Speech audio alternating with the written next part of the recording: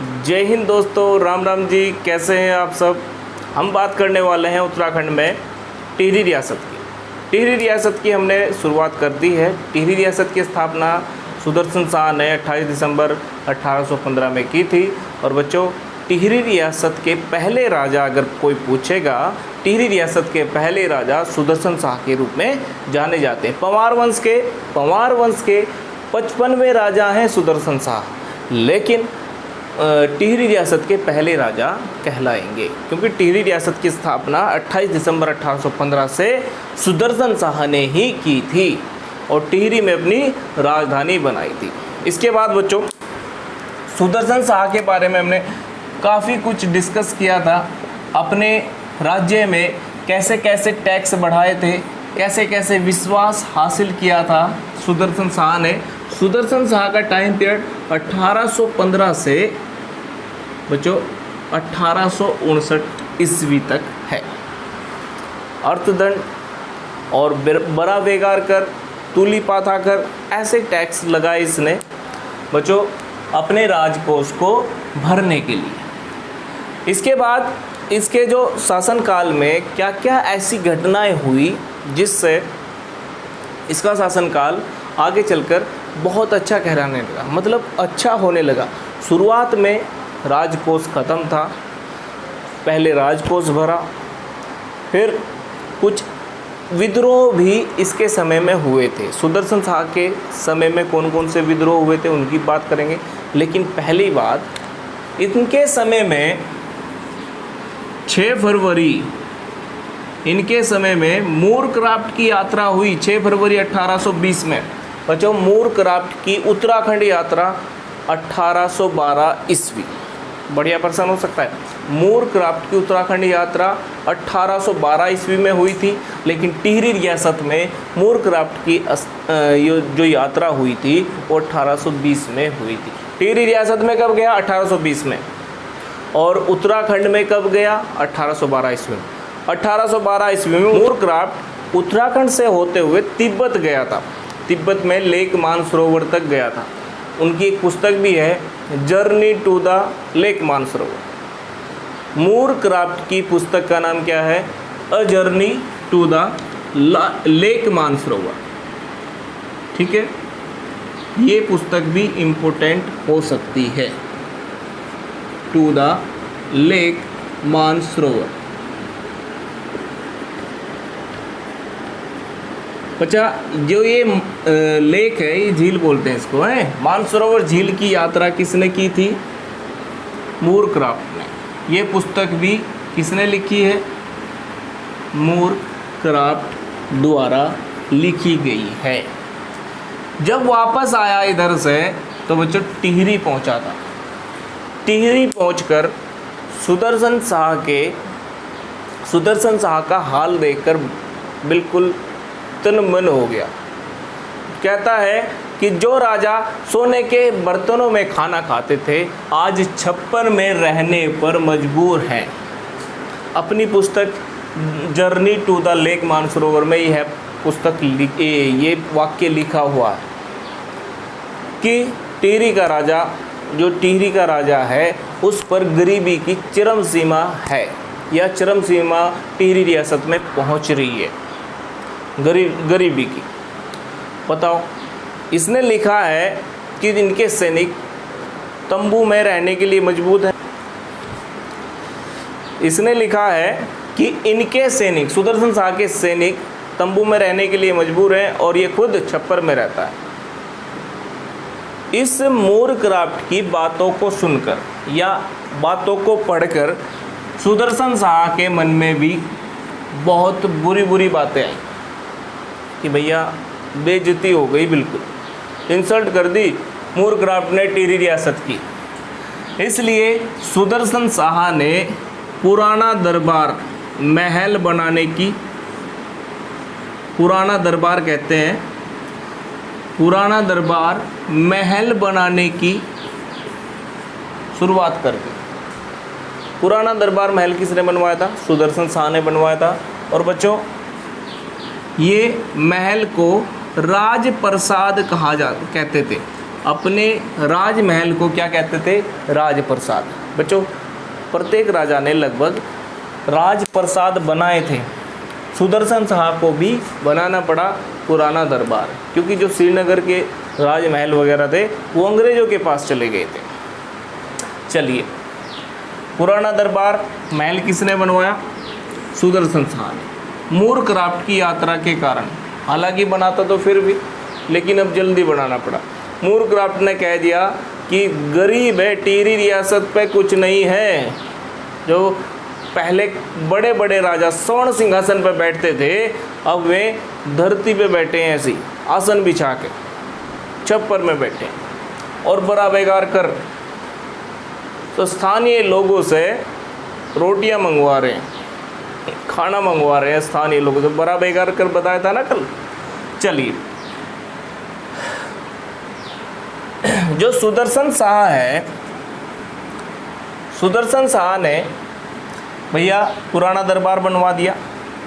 इसके बारे में और डिस्कशन क्या होता है आपको पता है? श्रीनगर की संधि हुई थी।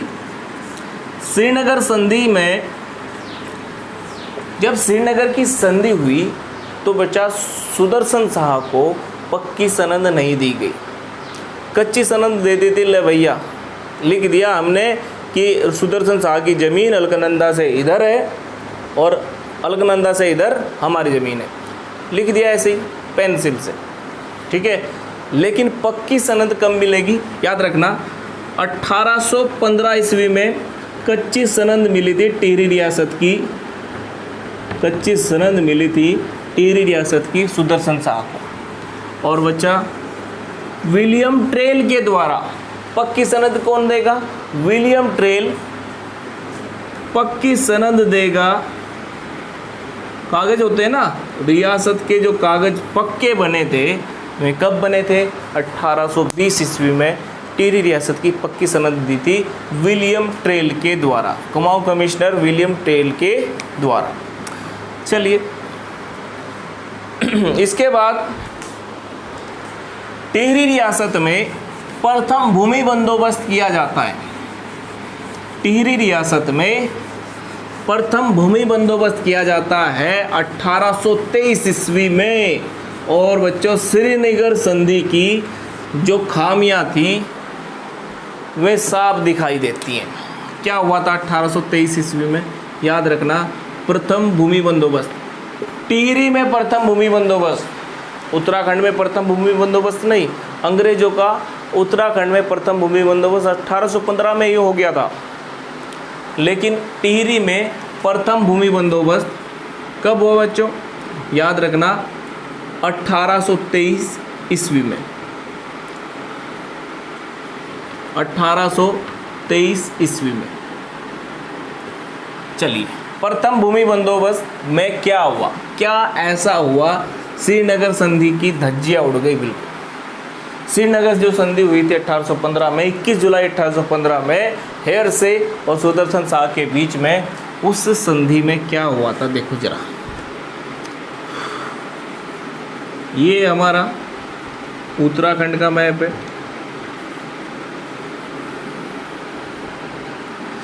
चलिए, इसमें ऊपर का क्षेत्र टिहरी और उत्तरकाशी का क्षेत्र किसे दे दिया गया था? सुदर्शन शाह, टिहरी श्रीनगर संधि के द्वारा। क्या कहा गया था?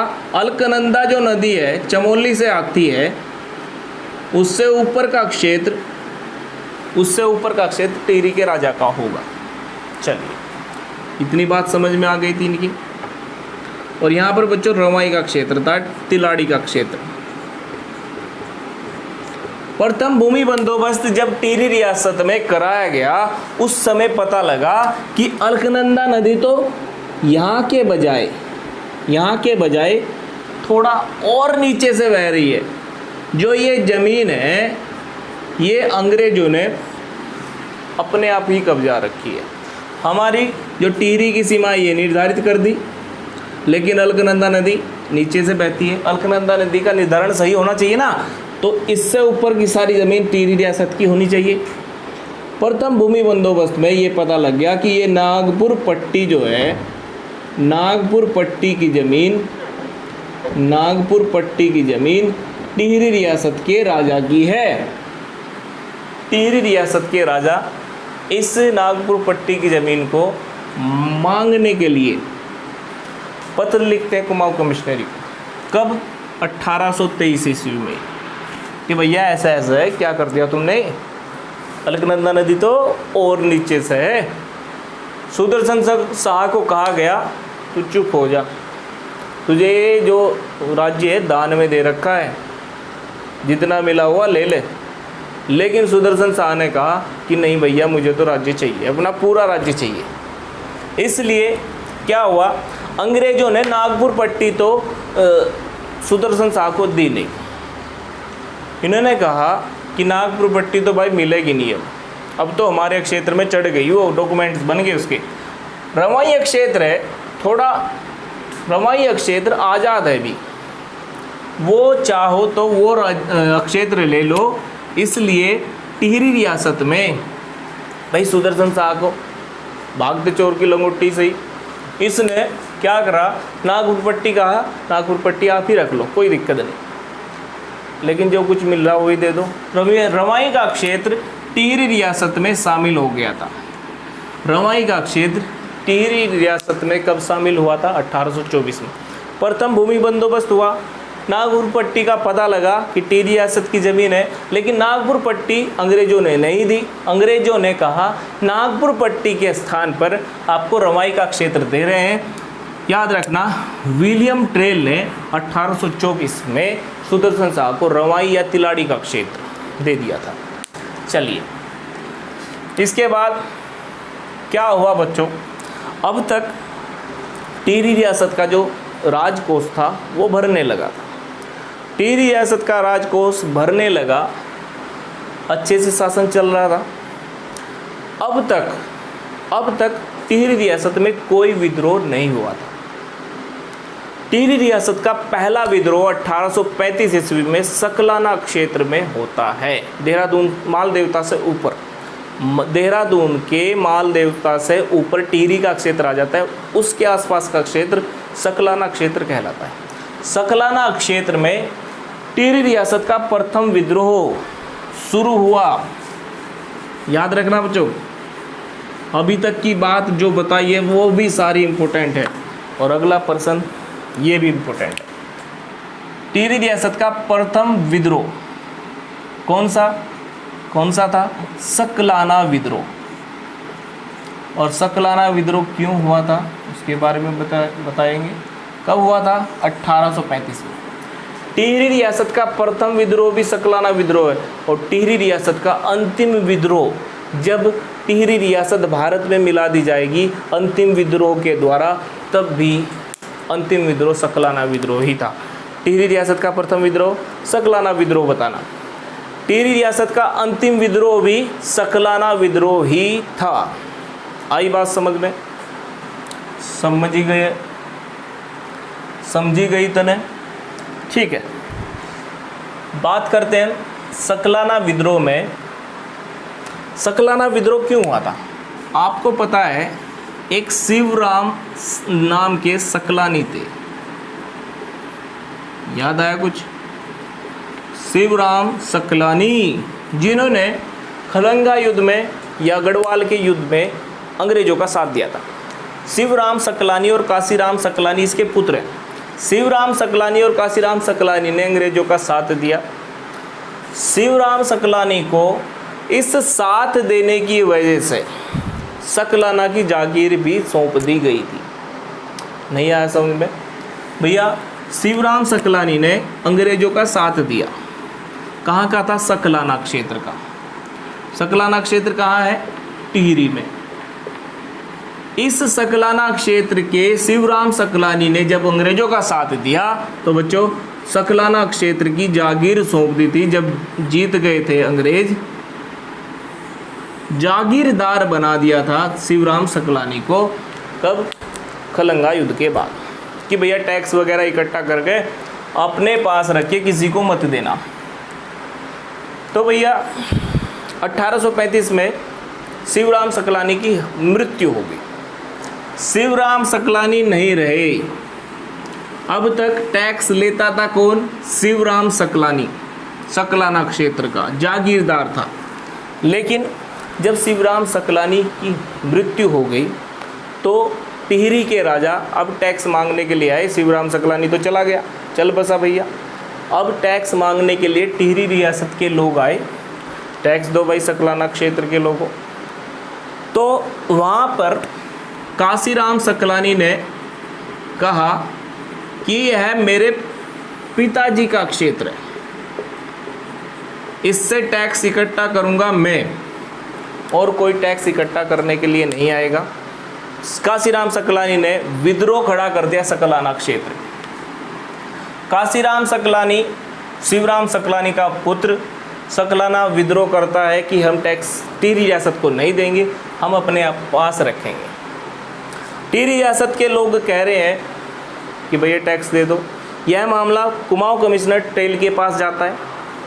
ट्रेल वापस आकर सकलाना क्षेत्र में दलील देता है कि भैया यह क्षेत्र हमने तुम्हारे पिताजी को दिया था जागीर के रूप में, मतलब एक प्रकार से नौकरी पर रख लिया था। तुम उसे जारी रखना चाहते हो, ऐसा नहीं होगा। तुम्हारे पिताजी को दिया था, तुम्हें नहीं। अब टैक्स जो है टिहरी रियासत के राजा को देना है।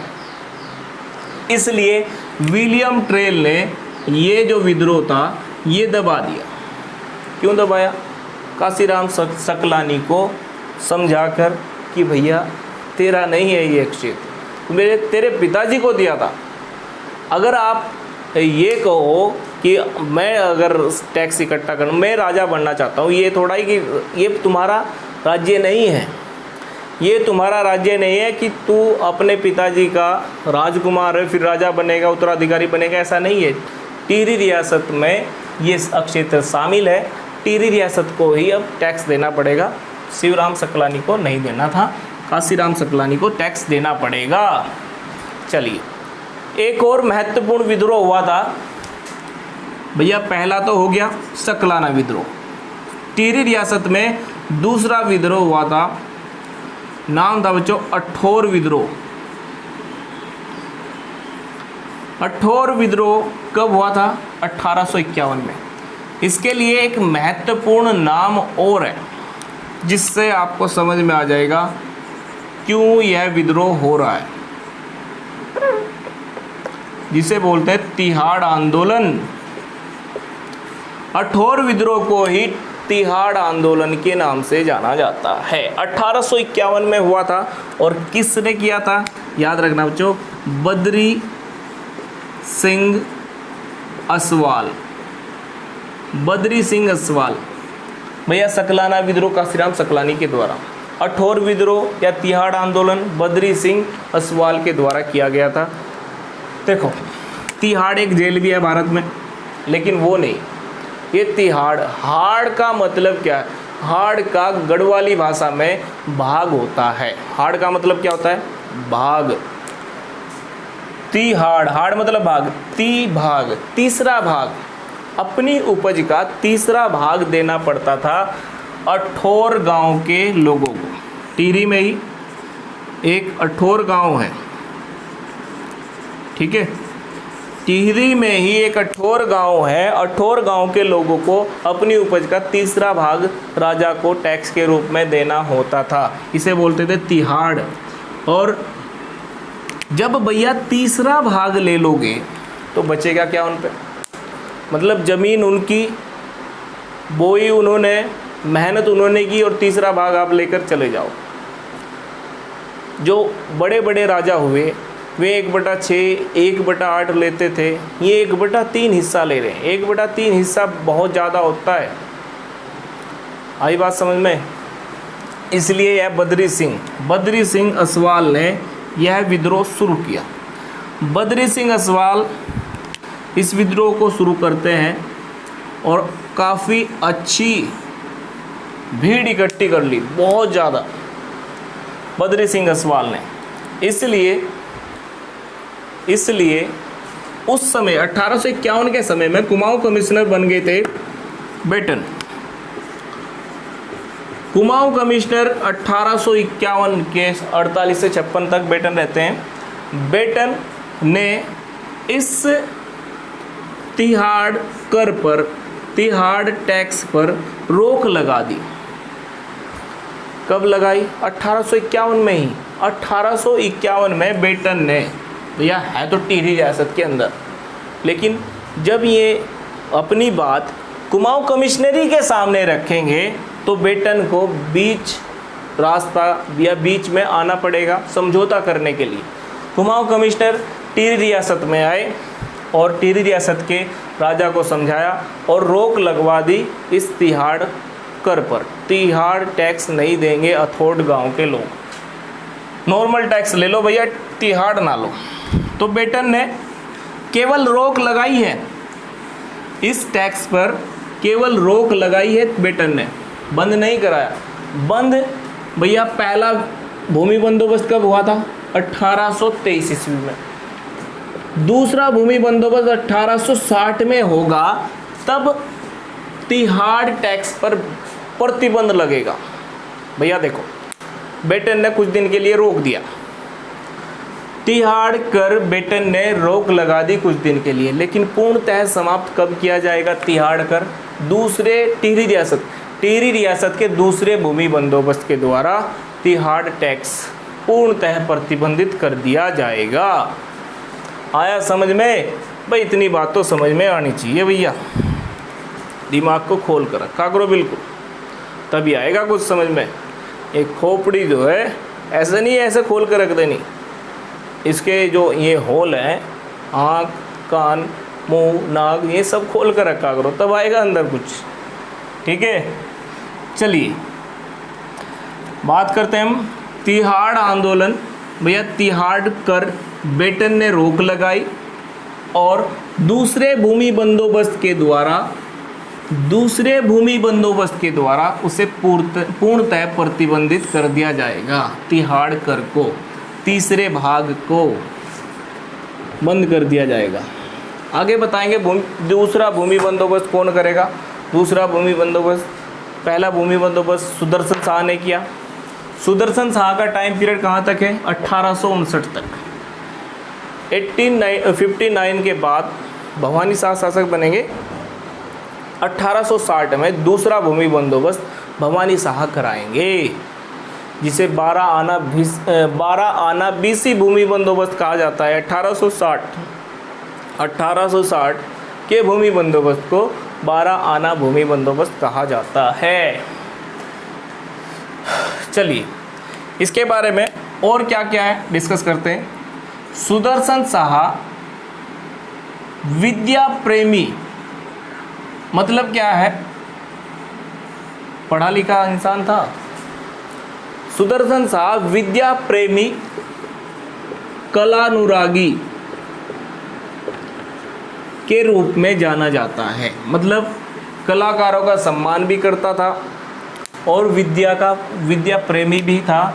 इसलिए सुदर्शन शाह के समय में सुदर्शन शाह ने ही सभासार नाम की एक पुस्तक लिखी थी। कौन सी भाषा में लिखी थी? ब्रज भाषा में। ब्रज भाषा में सभासार नाम की पुस्तक लिखी थी सुदर्शन शाह ने।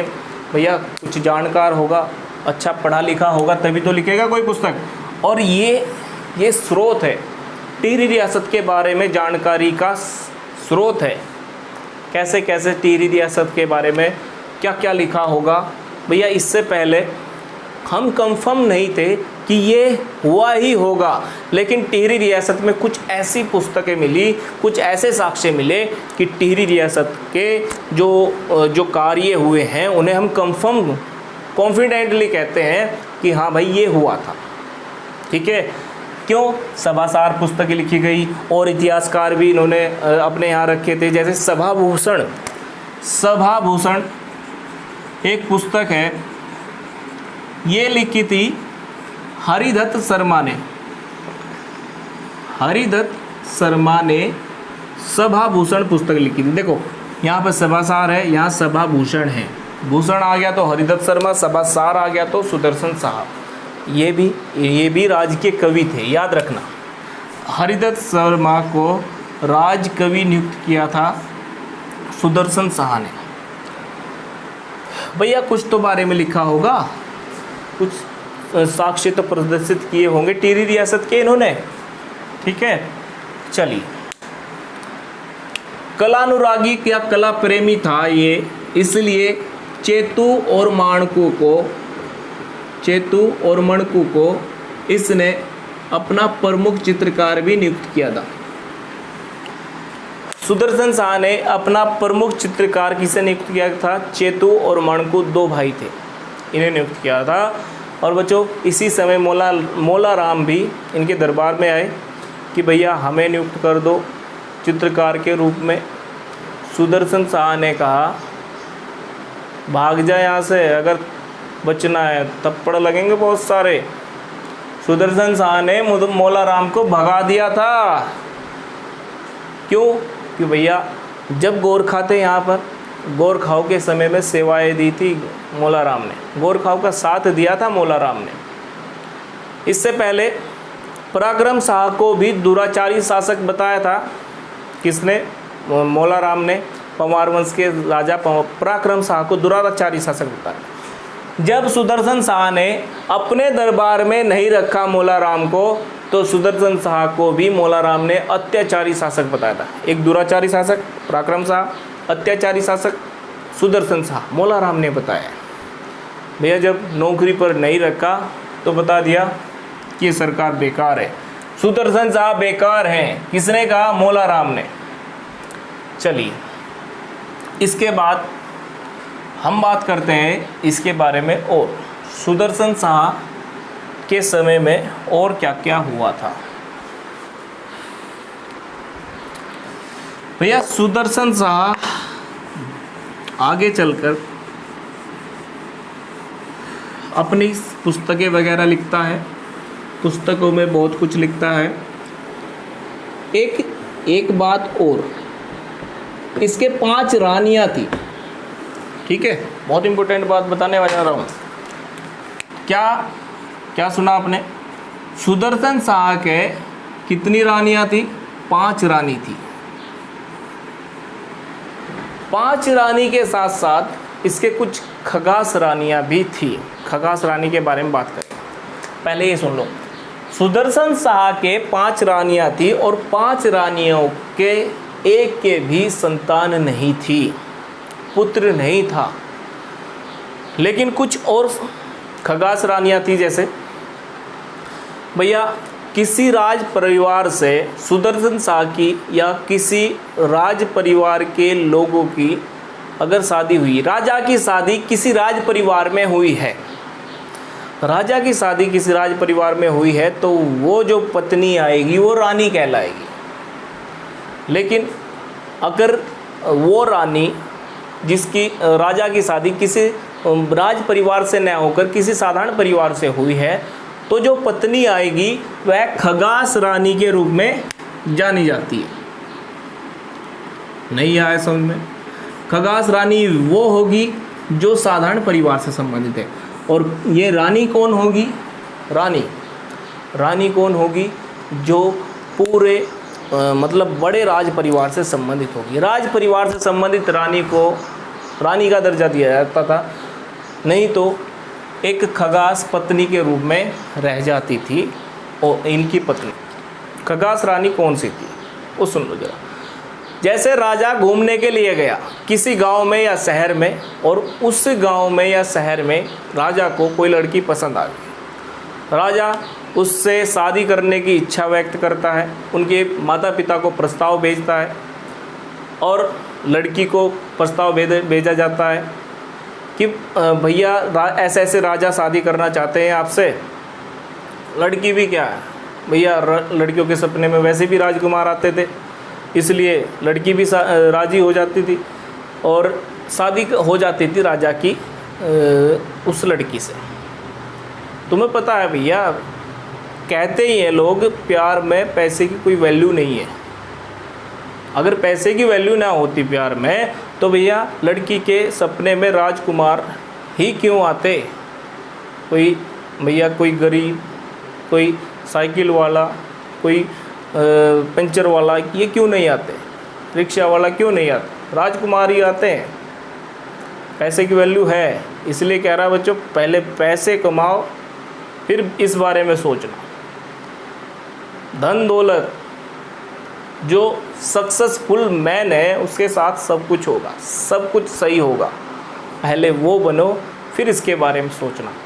चलिए अब अपने टॉपिक पे चलते हैं। खगास रानी कौन है? साधारण परिवार से संबंधित है और राज परिवार में चली जाती है। लेकिन बच्चों इन खगास रानियों को इतना सम्मान नहीं मिलता था जितना रानियों को मिलता था। इन 5 रानियों के एक भी संतान नहीं थी, इनके पुत्र नहीं थे। लेकिन एक खगास रानी थी गुणी देवी। सुदर्शन शाह की एक खगास रानी गुणी देवी की एक संतान थी, नाम था बच्चों भवानी शाह। भवानी शाह बनेगा आगे जाके। खगास रानी की एक पत्नी है गुणी देवी और गुणी देवी की संतान कौन है? भवानी शाह। चलिए सुदर्शन शाह को भवानी शाह बहुत अच्छा लगता था, गुणी देवी भी अच्छी लगती थी और भवानी शाह भी अच्छा लगता था। लेकिन सुदर्शन शाह की एक प्रिय पत्नी थी खनेटी रानी खनेटी। सुदर्शन शाह की प्रिय रानी कौन सी थी? खनेटी। प्रिय पुत्र कौन था? भवानी शाह। सुदर्शन शाह अपना जो वसीयत है, अपनी वसीयत ट्रेल के सामने ही अपनी वसीयत भवानी शाह के नाम लिख जाते कि मेरा उत्तराधिकारी आगे चलकर भवानी शाह होगा। किसने कहा? सुदर्शन शाह ने। ट्रेल के सामने लिख दी जाती है। चलिए खनेटी रानी को भवानी शाह बिल्कुल पसंद नहीं था। 36 का आंकड़ा था भवानी शाह और खनेटी रानी में। इसलिए खनेटी रानी चाहती नहीं थी कि भवानी शाह राजा बने, लेकिन सुदर्शन शाह ने खनेटी रानी को बिना बताए भवानी शाह को राजा नियुक्त कर दिया था। अंग्रेजों को ये सूचना दे दी थी। अब मुझे एक बात बताओ, जब सुदर्शन शाह की मृत्यु हुई, ध्यान से सुनना, कब मृत्यु हुई थी? 6 जून 1859 ईस्वी में। सुदर्शन शाह की मृत्यु 6 जून 1859 ईस्वी में हुई असाध्य रोग के कारण। ठीक है। खनेटी रानी को एक चांस मिल गया, बहुत अच्छा। क्यों? जब राजा की मृत्यु हुई तो खनेटी रानी ही उसके पास थी, उसकी देखभाल कर रही थी। खनेटी रानी ने एक बहुत बड़ा षड्यंत्र रचा यहाँ पर भवानी शाह के खिलाफ। क्या कहा कि भैया जब राजा की मृत्यु हुई उन्होंने कहा था कि मेरी इच्छा है कि शेर शाह नाम का एक खगास रानी का पुत्र और है, शेर शाह नाम का राजा बनना चाहिए। राजा ने मुझे कहा है कि मेरा अगला उत्तराधिकारी शेर शाह होगा। खनेटी रानी ने कहा। खनेटी रानी शेर शाह को राजा बनाना चाहती थी। इसके लिए उसने बहाना बनाया कि राजा ने मुझे रात को ऐसा कहा है कि शेर शाह को मेरा उत्तराधिकारी बनाया जाए। इसलिए जिस दिन मृत्यु हुई थी 6 जून 1859 में, तभी शाम को ही राज्याभिषेक कर दिया था शेर शाह का। शेर शाह का राज्याभिषेक कब कर दिया? शाम को ही। इतनी भी जल्दी क्या थी भाई, इतनी भी जल्दी क्या? खनेटी रानी ने शेर शाह का राज्याभिषेक कर दिया 6 जून 1859 में ही। फिर क्या हुआ? भवानी शाह के ये विरुद्ध कार्य हो गया भैया। अब तक भवानी शाह शासक के सपने ले रहा है, राजा के सपने ले रहा है। उधर लॉर्ड डलहौजी से भी इन्होंने मान्यता प्राप्त कर ली थी। लॉर्ड डलहौजी क्या करता था? जहाँ पर उत्तराधिकारी नहीं होता था, भाई रानियों के तो उत्तराधिकारी है ही नहीं, जहाँ पर तुम्हें पता है ना, लॉर्ड डलहौजी जहाँ पर उत्तराधिकारी नहीं होता था उसे अपने राज्य में मिला लेता था। लेकिन सुदर्शन शाह ने मान्यता प्राप्त की कि भवानी शाह मेरा अगला उत्तराधिकारी होगा। भवानी शाह पूरा राजा बनने वाला था, लेकिन शेर शाह राजा बन गया। भवानी शाह ने कहा चलो कोई बात नहीं, मेरा भाई ही तो है। भाई बड़ा शांति प्रिय व्यक्ति है, दानशील व्यक्ति था, लाटा था बिल्कुल, बड़ा सुयोग्य व्यक्ति है, सीधा। भवानी शाह ने कहा कि मेरा भाई है, राजा तो बन जाने दो, कोई दिक्कत नहीं है। लेकिन इसकी पत्नी थी, पत्नी ने कहा ये कैसे हो गया, क्या बात है, जब अब ये राजा कौन बन जाएगा, शेर शाह बन जाएगा, हम क्या करेंगे यहाँ पर, शासक तो हमें बनना था, मैं महारानी बनती, तुम महाराजा बनते, और हमारे बच्चे फिर शासक बनते जाते। अब इसके बच्चे शासक बनेंगे, जो राजा बन गया उसी के बच्चे शासक बनते जाएंगे। भवानी शाह को कह रही है कि अब उसके बच्चे शासक बनते जाएंगे और हमारे बच्चे समूह की तैयारी करते रहेंगे। अब क्या होगा, तो भैया भवानी शाह ने कहा कि रुक मैं देखता हूँ, और ये सीधा कुमाऊँ कमिश्नर रेमजे के पास गए। उस समय कुमाऊँ कमिश्नर कौन बन गए थे, हेनरी रेमजे, 1856 ईस्वी में। हेनरी रेमजे के पास गए, भवानी शाह ने सब बातें बताई।